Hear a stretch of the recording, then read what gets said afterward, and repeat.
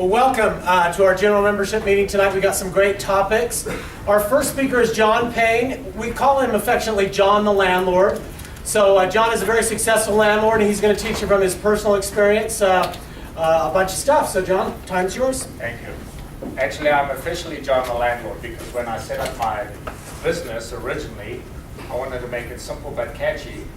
And I'm John, and they know I'm the landlord, so John the Landlord. They actually write their checks to John the Landlord. And I have a website, johnthelandlord.com, so it's that easy.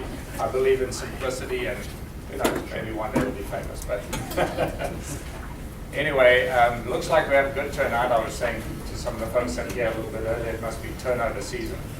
And not bad if we're all turning folks at the same time, because we passed it from one to the other. So, hey, do you have a microphone?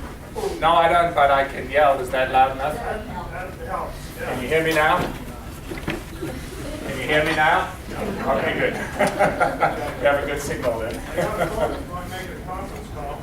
You what? It's a conference call. Okay, so I wanted to ask you guys first, did you hear about the landlord who'd forgotten that he had some leases coming to the end of their term?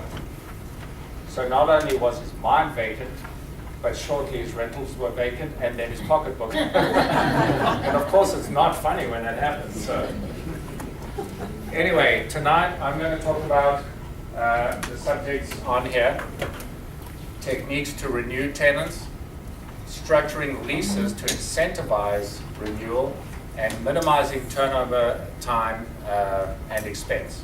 Hopefully getting your expense as close as possible to zero, and your time to be what you consider reasonable and a good investment in the business. So prior to your turnover season, I would suggest observing these following things, and everything is on your handout, so you can follow along on the screen or follow along on your handout. Simple things: start early, know your market, know your tenants, know yourself. That's an important one because that can upend everything. Perform a general inspection of the home. I'll explain in a moment why I think that's important. Send out a letter of invitation to renew. Identify which homes will be turning over, and initiate marketing and turnover procedures. Now, everybody does it a little bit differently. The way I run my business is I like to have one time of year where I deal with all of the turnover. Some would say, well, if everybody's lease ends at the same time, for me, it's the last day in May of each year. So there's a potential that every single one of my tenants could move on that day. It's never happened. But what happens is that is my time when I work. So I'm not usually working later in summer. I hardly ever work in winter.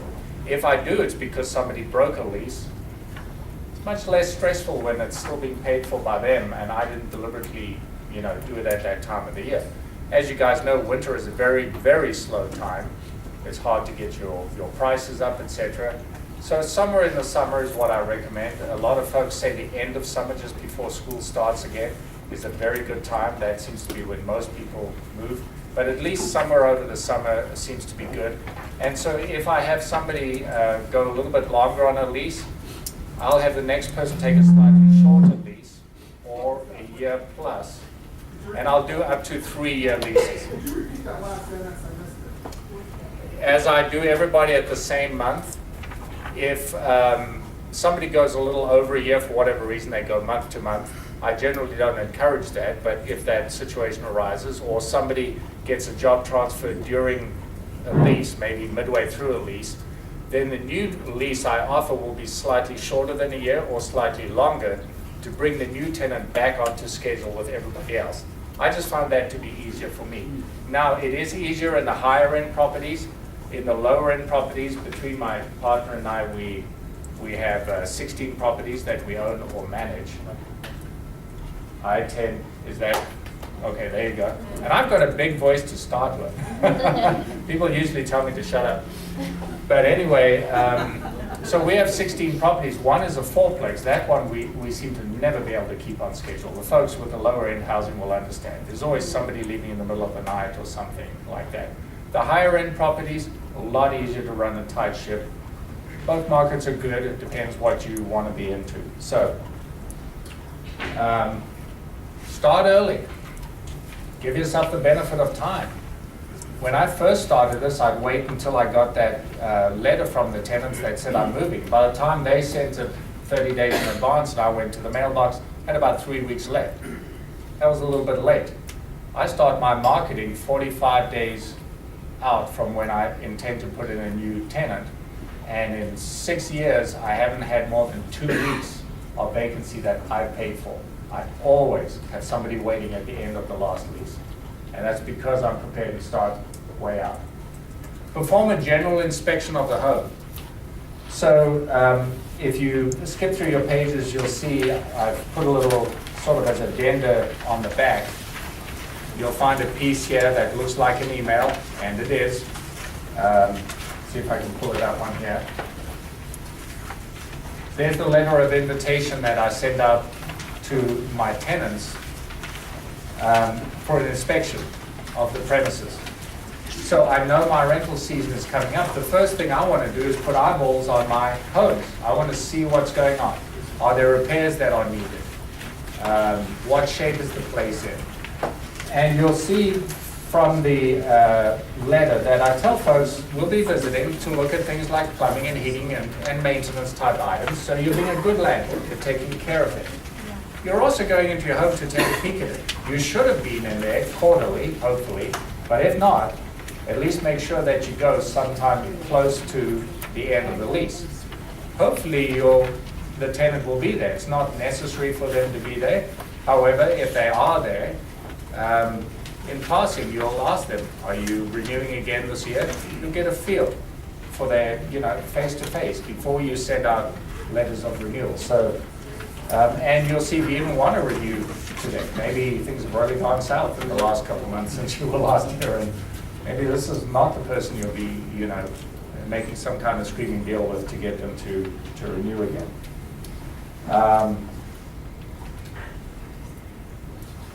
So know your market. You should always know your market all year, but especially close to renewal time. If you've got folks that are considering moving, they're looking at the market. That might be the housing market to purchase, and it may be the rental market. You need to know what your competitors look like out there so that when they float that idea that they're thinking of moving for whatever reason, you're not blindsided by it, you're prepared and you're ready to have a dialogue and talk them into why yours is the best place for them to continue to live at. Know your tenant. Again, that stops you from getting surprises. What makes them feel good about renting from you? What may be prompting them to consider moving? Do you even still want to rent to them? And what concessions may be necessary to entice them to stay? We've all had folks where it's gotten to the end of the lease and we say, it's okay, we're not renewing, even if you want to. We've probably all had an eviction at some point, and then we've all had folks that, will do whatever it takes because we really like having them there. They take care of our place, they pay on time, etc. And even if we have to make a concession, we'll do it. And then, of course, I call it here, know thyself. And this may be the most important part of all. Are you timid when it comes to signing people up? Do you procrastinate or skip things like inspections when you know they're necessary? Are you a bit of a pushover where you let folks walk on you? Don't sugarcoat your self-assessment. Look at your own areas of opportunity and be straight up with yourself, because you're the boss here, and you should be running a tight ship. So whatever it is you need to do to improve, get on it. And so remember some of the sayings that are on there. A stitch in time saves 9, $1 saved is $1 earned, and your tenant likely will not care if you don't care. That's probably the most important one. So start with yourself there. Then send out a letter of invitation for your tenant to renew their lease. Let's see if they've got this put on here. On me.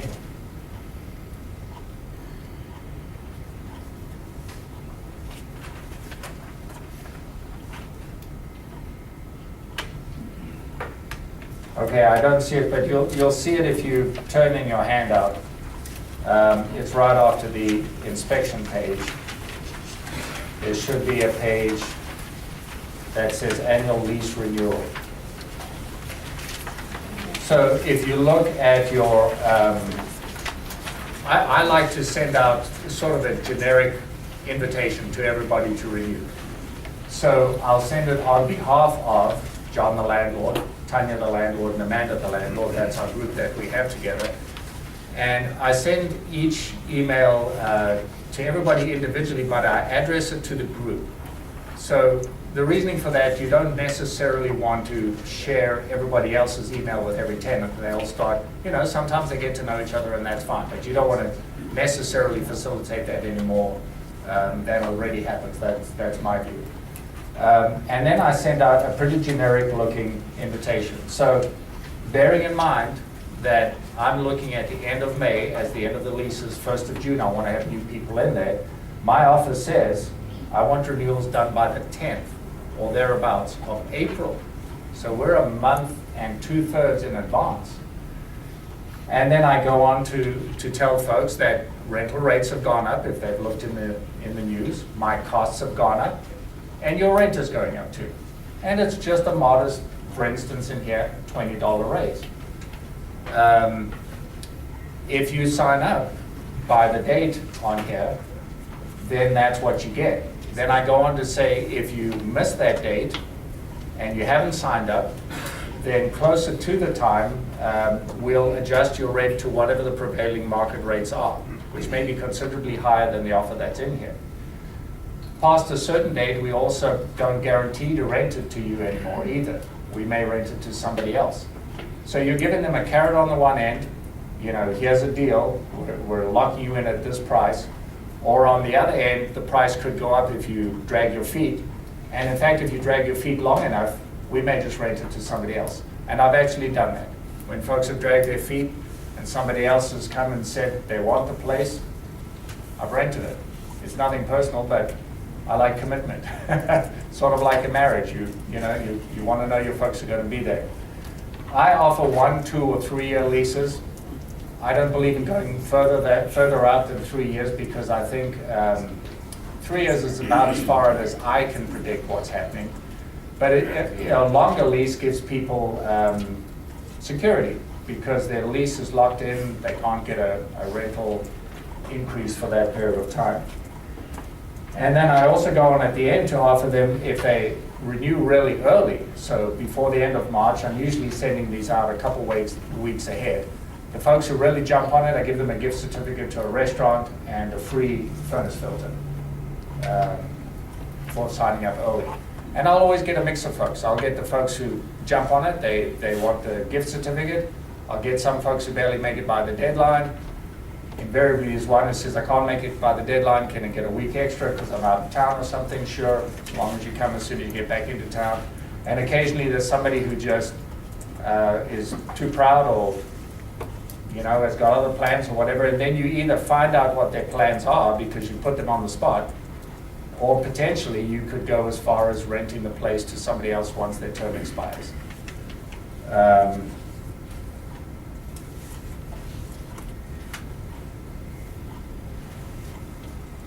So at this stage, you've signed up pretty much everybody who's willing to sign a new lease, and you should be about 45 days out. Even longer if you can. The more lead time you've got, the better. In my case, I have a website. I do genuinely start getting inquiries early. I've already had my first inquiry for 2014, and I said, sorry, you're months ahead. But when I get closer to the time, I keep those folks in a sort of a waiting list to see if somebody's moving or somebody can't commit to a lease. On those folks that have dragged their feet and you're not renewing them, have you ended up showing their unit while they're still in it, or how do you do that? Sometimes I show their unit when they're in it. I did that to somebody last year, and it turned them around, and they ended up renewing. And 2 years ago, I had folks that were dragging their feet. I had a guy who just refused. He refused to sign a new lease. He refused to pay a month-to-month fee. He refused everything. He said, I'm a great tenant. I have a high credit score. It's just me. I keep the place immaculate. He said, I refuse. I said, if you don't sign a lease, I will rent it to somebody else. Well, he thought he had time. He figured that you know, once I found somebody, he'd have first right of refusal or something like that. I explained to him, you don't. It turned out that once my marketing machine is up and running, because part of it is online, I generally get more applicants than I need. And we turned over one unit, and we had an extra applicant, and they signed on his unit without even going into the place. And the next notice he got from us was an end of term. It was actually I think he'd gone to month, so it was a, you know, notice at the end of his first month. And those folks have now been in there for 2 years, so. But if we're 45 days out, I'll put a sign on the place for rent, I'll put fact sheets in it, I'll put it on KSL, we're started. And the important thing is to remind your tenants that even though you've started marketing, nothing happens, they're still under the terms of the lease until one of you gives notice in accordance with the law and the lease to the other person. So it doesn't mean that at the end of their term they just move just because you've started marketing. It just means that they can give you notice or you can give them notice, but in the meantime you're courting customers. So as part of that, you know, once you begin that marketing, yes, a question. What if you put somebody in, I mean, my concern would be, every once in a real long while, we might have somebody that refuses to move out, even though you've given them 30 days notice, and you know you're gonna have to move in. Right. If you had someone else sign a contract to move in, and they're still in, it seems like that could be a little risky. It is risky and you've got liability. You're repeating the question? Oh, okay. She said if you have somebody who refuses to move and then you sign up somebody else, so they come to the end of their term, like let's say I had somebody, it's May 31st, and I come into the end of their term, and I sign up somebody else for June the 1st, and she said, isn't that a little bit risky? Now you've got somebody who's refusing to move out, and you may have to evict them, and you've got new people coming in. Yes, it is risky, but you face that risk every single time you turn your place over. As a landlord, you're entitled to keep the folks that are moving out moving along on time, and they're obligated to move in a timely fashion. And you are obligated to have the place ready for the new folks at the start of their lease. So different folks have different approaches to that. Some folks give themselves a couple days in between so they know it'll happen for sure. I'm not going to pay for that. I start right on the first of the next day. And I explain to my outgoing tenants their obligations under the lease and the law. They are to turn the home back over to you by the final date of the lease in the same condition they received it. So if there are any repairs that need to be done, we'll be going in to make those repairs before they move. Whatever cleaning, etc. needs to be done, they're going to have to do that in a timely fashion in order to turn it back in time. Now, there are legal consequences for everybody. If that tenant, the outgoing tenant, overstays their time, and you have to evict them, of course, they're going to be subject to the various parts of the law, you know, continuing to pay rent while they inhabit it.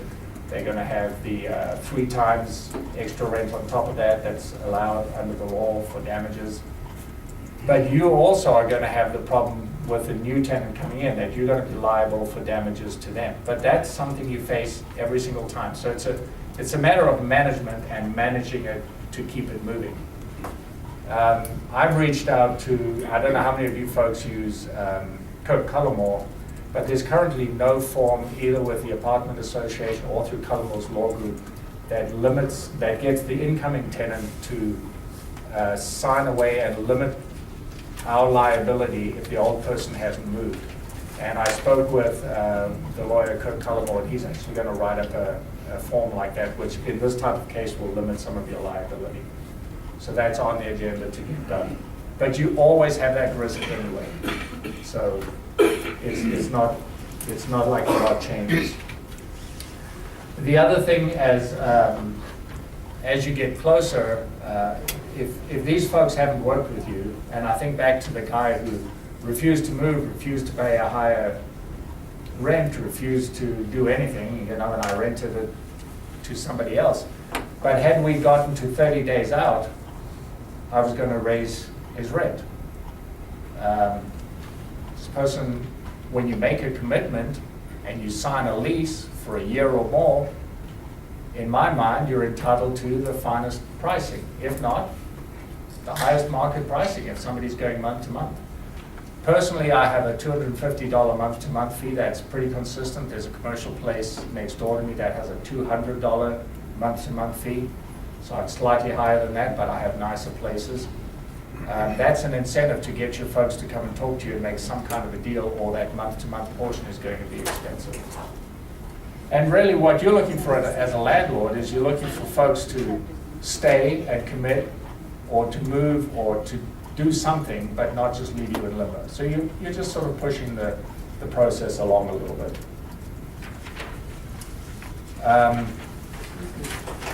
Is the $200 fee in addition to the monthly rent then?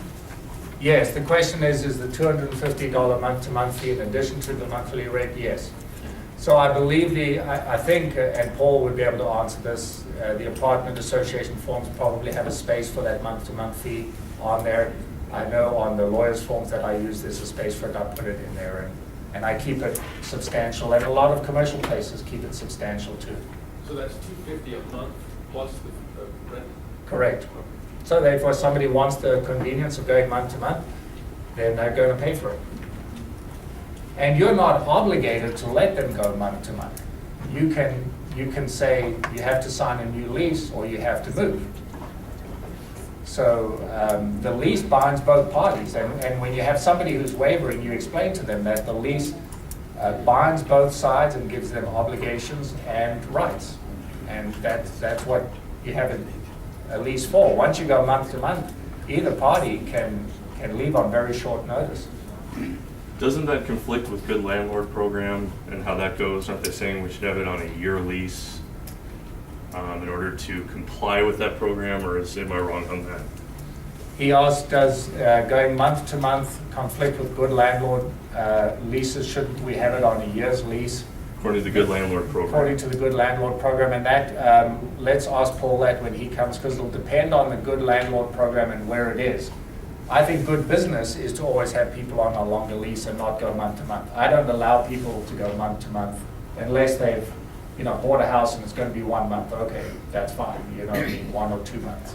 So Sorry, let me grab the back first. I just wanted to make a comment. State law says that they have to give a certain amount of notice on month-to-month situations before they move out. So they have to give like a couple of weeks plus the month.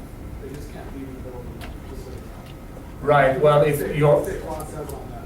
It says very specific. So that helps out. And your contract probably, like my contract says, when they're going month to month, they have to give 30 days notice, and they can't, it's full months, so they can't leave on the 20th and get prorated for the rest. In our case as the landlord, the last time I checked, we can give as little as 15 days notice when they're in the month to month portion. However, when it's for an end of term, we have to give at least 30 days notice. So, look at what's in your lease, and then, call the apartment association or something if you want to check the latest law. We had a question over here. a lot of times when I try and get a lease, because I have an awful lot of students that's going to school and they don't really know when they get out of school if they're going to be leaving the area and all this kind of stuff. So I run into this month to month quite a bit, but I guess being a rookie at this game, I don't understand all this. I think somebody would literally gasp if I said, okay, month to month, Right. I'm gonna put $225 on top of your rent. So the question here, or the observation this gentleman said was, he has a lot of students that he rents to. If you were to tell them that there's a $250 month-to-month fee, the folks would gasp. And that would probably be unreasonable because he probably has much lower rents. I have rents of $1,300, $1,400 per month. $250 is reasonable. You have to look at the market that you're in. So if you're in the student market, you probably have a lot of churn anyway. Yeah. And so you're probably doing a lot of stuff in month-to-month increments at the end of leases anyway. And you probably have a lot of turnover. I have one lady in one of my places who's been there since 2008. And for 4 years or 3 years, she's been meaning to buy a home. And every year she just signs the lease again and she says, oh, I'll get around to one of these. I just haven't had time. You know what I mean?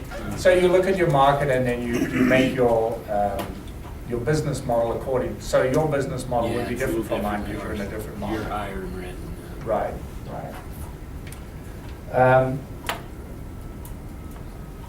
you go through, especially if you're now, getting to this point where you've been pushing folks, remember to never make any oral agreements. Your lease should say that there are no oral agreements, and you should reinforce that anytime you talk to your tenant about maybe this or maybe that, and they float an idea with you, you say, we had this conversation, but everything is according to the written lease. There are no oral agreements, so unless we put something in writing.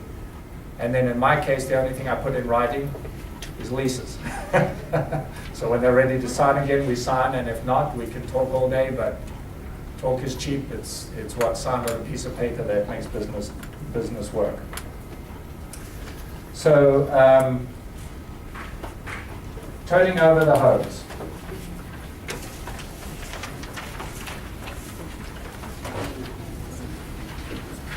So if you look on your sheet, some of this order has gone out of order. Let's look at the attached example of a preliminary checkout inspection. So it'll be the next thing in line after that. So the reason for a preliminary checkout inspection is, again, I want to go into the home now. Once folks have given their notice and they're moving, or I've given them notice they're moving, you hardly ever have to give somebody notice that they're moving. It happens occasionally. Most times they're giving you notice. Then you want to go in and you want to, I'm a believer anyway, in doing a preliminary checkout. So this is a chance to go into your home, take a look at everything, and see where you stand. What condition is the home in? What kind of cleaning will it need? Are there repairs that need to be done? Have a talk with the tenant and find out where they're at. Are they going to do all the cleaning before they move? Do they want to use vendors? Would they like to use your vendors? So I actually offer folks a range of options. They have an obligation to turn the home back to me in the same condition that I leased it to them originally, except for normal wear and tear. And I turn it over to them, obviously, in very good repair. I pride myself on doing the paint touch-ups and getting everything immaculately cleaned. I do steam cleaning on the carpets. I do ultrasonic blind cleaning on the blinds, professional window cleaning, you name it. These are mostly higher-end places, and I turn them over absolutely beautiful. Most times, when I've talked with folks, and they understand what's involved, because you don't want to just wait until the end and then they turn the home back to you and go, oh, was I supposed to clean the fridge? And you really wanted me to dust on top of it and pull it forward and dust behind it as well? And you actually wanted me to wipe the baseboards? Really? I had no idea. Well, it's kind of late when they turn that over at the last moment. But when you've gone over it with them and they've said, okay, and I had a guy a year ago who said, I'd like to do the cleaning myself. So I said, let's review what's necessary. And we went through everything, and I really got the feeling this guy, usually in my case, they ask for one of my vendors to do it. Sometimes they'll have their own vendors do it. But this guy wanted to do it himself, and I had a good gut feel that it was going to be good. He turned it back immaculate. He told me he and his wife worked on it for 30 hours. It's a 1,650 square foot place. And that's what I told him, is that's the kind of time it takes to go through and do everything. And he genuinely did it right. He's one of the few that has been that good. Mostly what I find is when you talk to folks and you remind them what it looked like when they got it, the work that had gone into it, what it takes, what's necessary to be cleaned, I'll then offer them, if you want to use my vendors, I have a carpet cleaner and some cleaners, et cetera, and here are the discounted prices. If you want to do that, you can arrange with the vendors yourself. You can use other vendors. You can do the work yourself. Or if you move out in a timely fashion, I'll do all of that for you and arrange all those vendors and take it all out of your deposit. 9 out of 10 people say to me, they take a look at the prices and they go, you do it. Now that's the higher end market. That's for our luxury townhomes and single family homes. When you look at our fourplex, they skip out in the middle of the night. They wipe a couple things and you go, what's this thick dust on the top, you know, if you can get a hold of them. Oh, well, we were supposed to reach up to the top of the fridge, you're kidding, you know, so that's another whole different market with a different set of problems. Yeah, I love your example. So let's say it's 30 days out and you use this preliminary checkout list and you go there and they're wonderful tenants, but they just have a cluttered home. Right. And you're thinking about you want to show it in advance so you're ready to rent it on the next month and the first. What's your thoughts about bringing a tenant in that's going to see a home that's cluttered and it's not in what you say immaculate condition? Because I'm the same way. I like my homes in immaculate condition. Right. What's your thoughts there on showing it beforehand? So the question was here, you've got a tenant who's moving, they're in the notice period, so you're 30 days out, you go and do this preliminary inspection, and the place is just cluttered. It's not necessarily, you know, beaten up, but it's certainly not show ready. So he says, what are my thoughts on that? Because he also likes to keep his homes immaculate and turn over an immaculate home. Well, of course we know if you show a tenant an immaculate home, it shows well. You show them a cluttered home, not so good. That's life and that's business.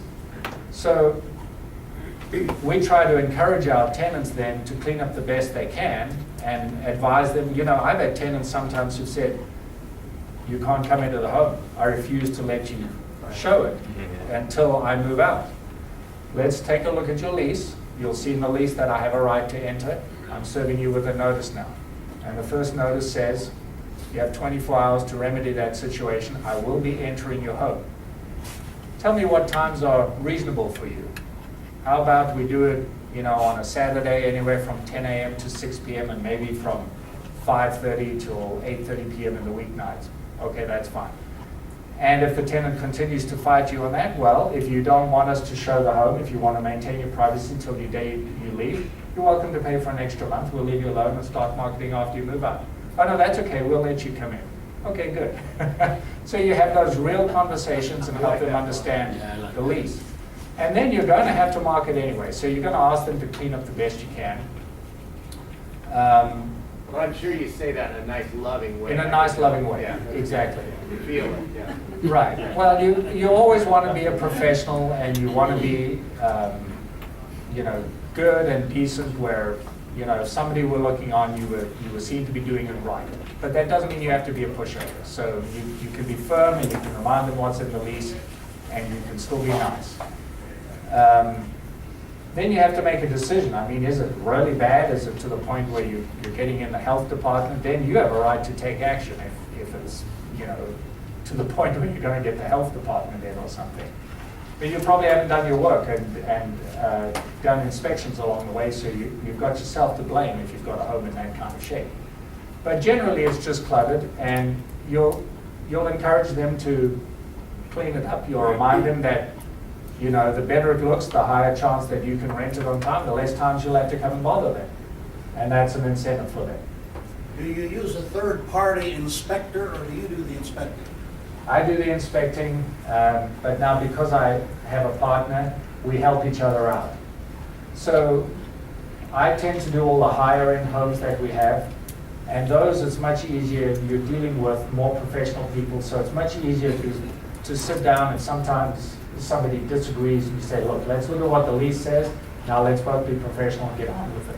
With the lower end homes, it can sometimes be a little bit more difficult.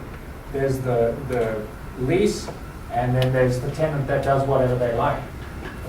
In those cases, my partner has like the fourplex, where there's always an eviction or somebody leaving in the middle of the night or something like that.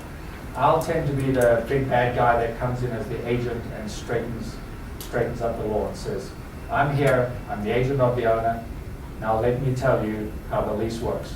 And these are your options, and we're expecting action for you to comply with your terms of the lease, and we're going to be exercising our obligations under the lease, which means if you don't do what you're supposed to, we're going to bring the power of the lease to bear against you. And I carry that conversation well with folks.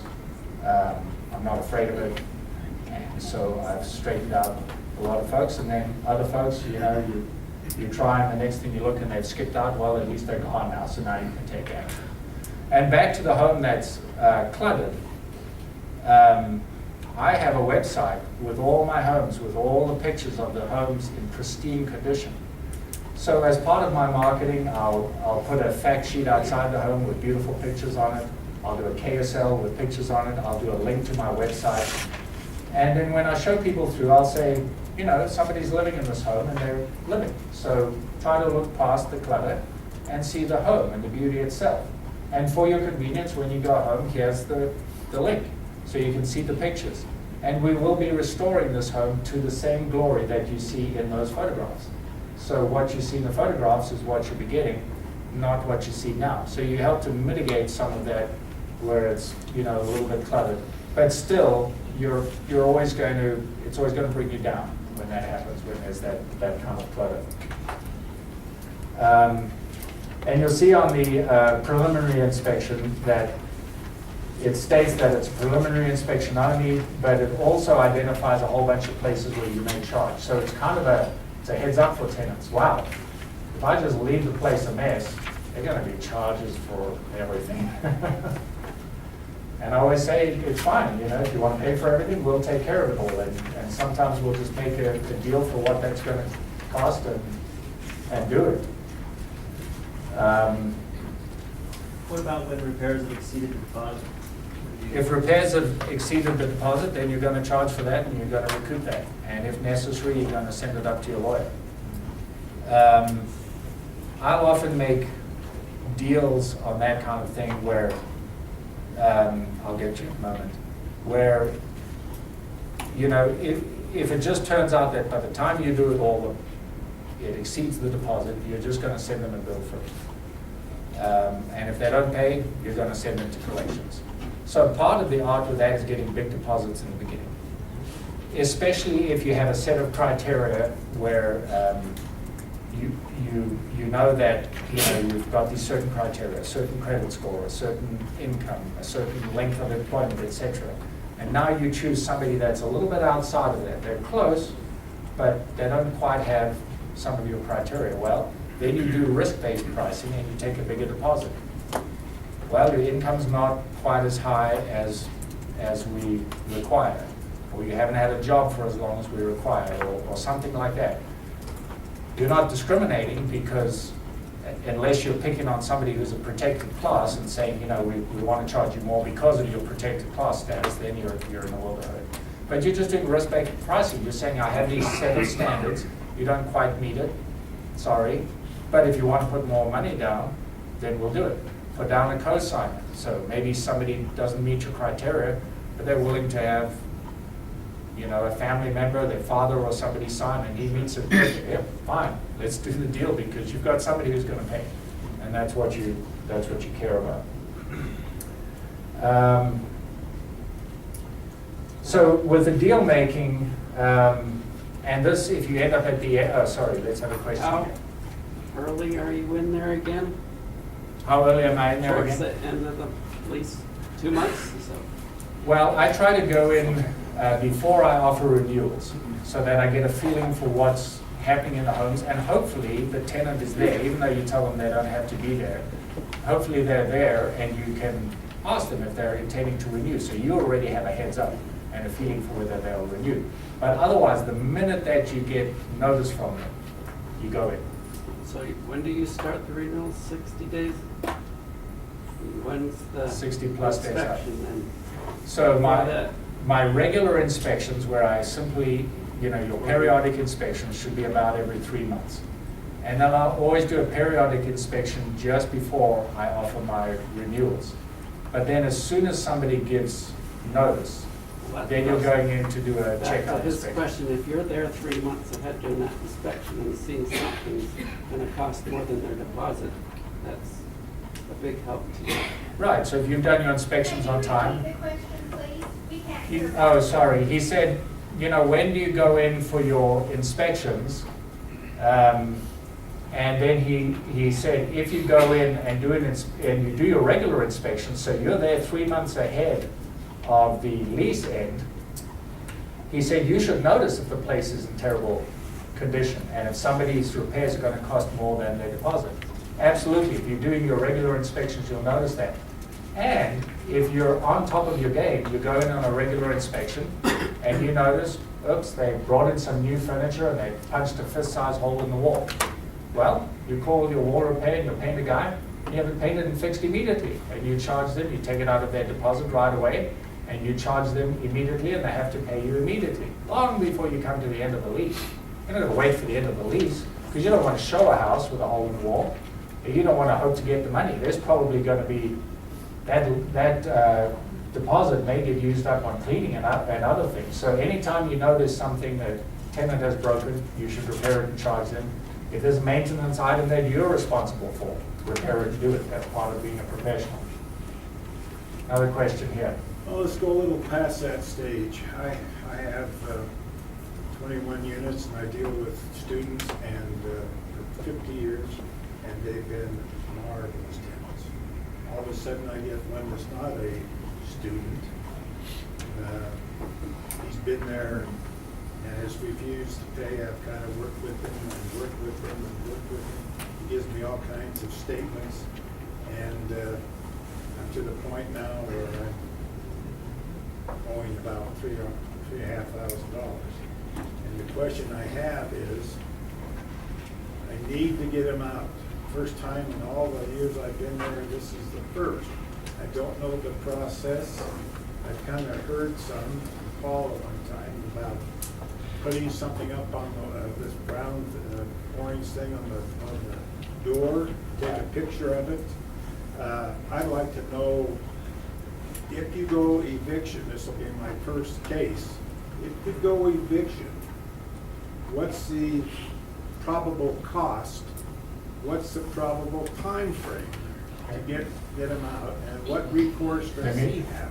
Let me restate it for everybody. He said he's always had tenants and had a wonderful experience with students, and now he's got somebody who isn't a student, who's fallen behind on the rent, telling lots of stories, owes him about $300,000, and now he's thinking of $3,500. $3,500. $3,000. So anyway, he owes him a substantial sum, and he's now thinking of evicting him. So come and talk to me afterwards. That's a whole separate thing that'll take too long to go over now. Would they like to come? Jim, give Well, us an idea.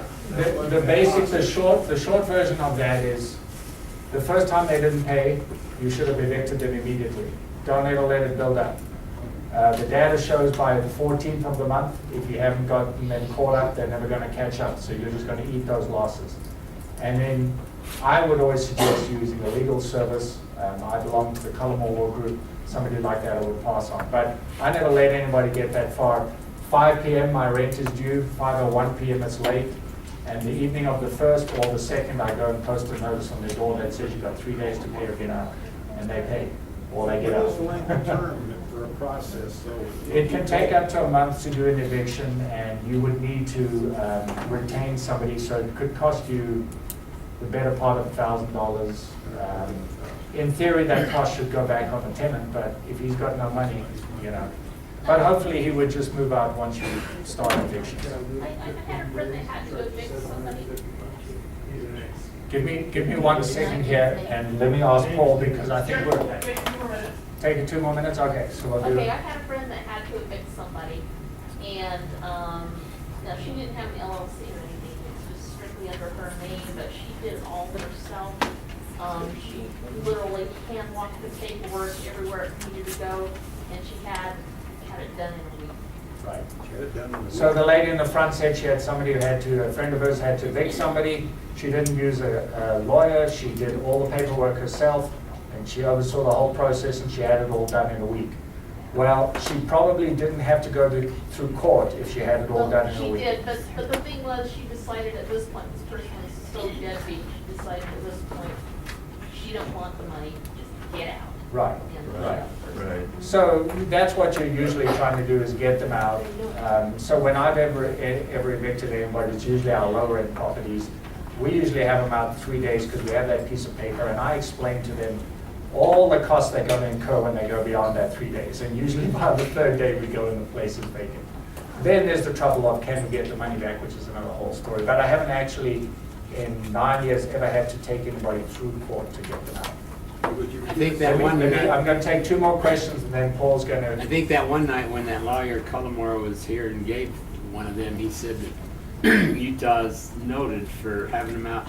I think his cost that night said $400, and you can have them out in 25 days. This gentleman here said, he thinks one night when Kirk Cullimore, the lawyer, was here, he said Utah is one of the easiest, quickest places to rent people. You can have them out for maybe $400. That's pretty That's accurate. It turned may it cost over. you a little more than Yeah. that, but yes, you get them out in about 25 days if you supply everything to the lawyer on time. If you serve that 3-day notice on the second day of the month, do you not work with late fees at all? Are they either on time or they're out? I always, as soon as they go past 5 p.m., I assess late fees always for everybody. Why? Because my contract says it, and because I have to treat everybody the same. So they get a late fee at the same time. And then once you serve, because the question was if you still get the late fees if you're serving the 3-day notice. And then when you serve that 3-day notice, the day you serve it doesn't count, but the 3 days after that is where it starts counting. So all those types of things, everything like we said at the beginning of the presentation, time is of the essence. You want to start your renewals early. If you have a tenant who's defaulting, you want to get after them early. Time is money, right? That's what we charge for. We take a place and we charge them for time for inhabiting it. And if somebody's inhabiting our place and isn't paying, it's costing us money. So if we don't do things in a timely fashion, we have ourselves to blame for not staying on top of our own business. Anyway, I'll have to stop the questions there. I'll be happy to stay here afterwards if there are more questions. Paul has got some further teaching that he's going to do for tonight. So thank you, folks.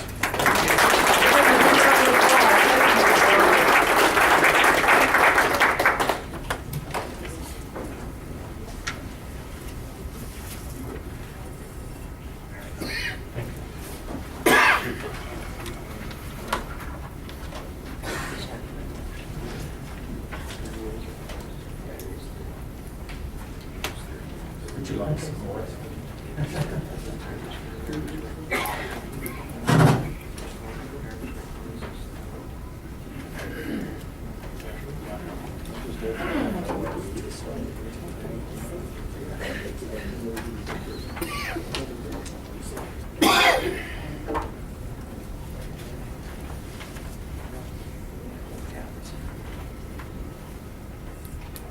If you look in your packs, I put everything there so you can read it at home and think of your own ideas to go with the basics. But all the basics are laid out in that little package that we gave you. Yeah, if you notice in that packet again, you put a lot of his personal stuff in there. Thank you, John, for doing that. Put a lot of work into that. John's not paid, he's just a volunteer landlord or a volunteer presenter. He's a landlord like you. Let's give him one more round of applause. So I'm going to have everybody out of here by about 8:15. I'm going to start passing these around. The presentation that I'm going to do is a little bit with utilities. But before I start, I want to tell you something that's really got me excited. Did you know that this year, 2014, is the 80th year anniversary of the Apartment Association? Isn't that cool?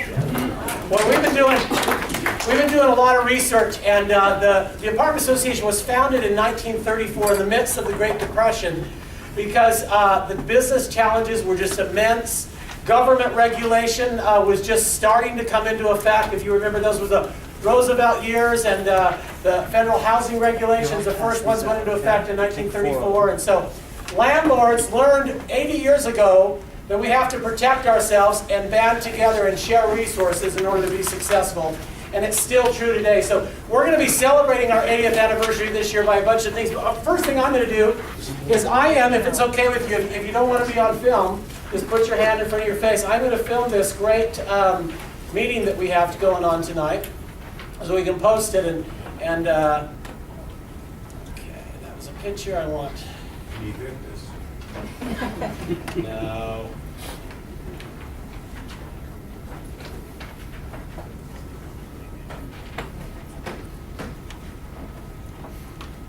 Okay, tonight we're at the, Tonight we're at the Utah Apartment Association General Membership Meeting in January 2014. Why don't everybody give a big 80th anniversary cheer? Yeah. We have every month that enjoys our education and comes here to just get better at their job and learn new things. Thank you for being here. Okay, thank you. That's helpful. To reward you for that. $10 off our fees for that? No, what I am going to do is we've got some great gear for our 80th anniversary. Everybody tonight, before you leave, take one of these mugs. They're not, the nicest gift in the world, but they're pretty cool. Little mug. And I am going to give somebody, and we'll exchange size if this doesn't work, a UAA hoodie. If you can tell me how many days our legislative session is in Utah. 45. Right there was, in the blue shirt, stand up, you were the very first hand. 45. It's a 45-day session. So his muscles are too big to fit into this medium, but you'll have to exchange that after. Congratulations. Who can tell me when the legislature started?